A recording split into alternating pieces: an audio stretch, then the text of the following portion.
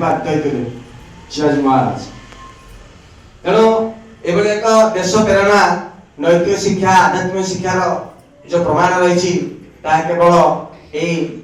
जेजेबापा जेजेमा अजय पाखे निखुण भाव रही आम जदि से शिशु पाखे प्रतिपादन करवा समाज निश्चित भाव में गठित हो पारे आशा। तेणु शास्त्र लिखाई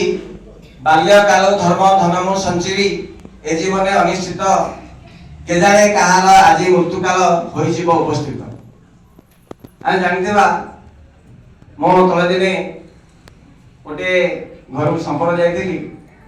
पिला विशृंखला कहले मुझे आप कम करूँ टे धर्म मार्ग नियंतु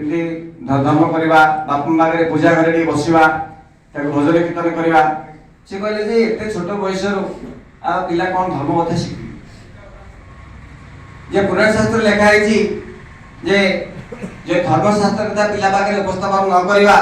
धर्म गति को न कर ताले कौन हम ना दिन दिन से समाज में विश्वमित बाहर धर्म आगे धर्म संचिवा नहीं तार केतले कार मृत्युकाल आस सरीज से समाज किसी अवदान रहा।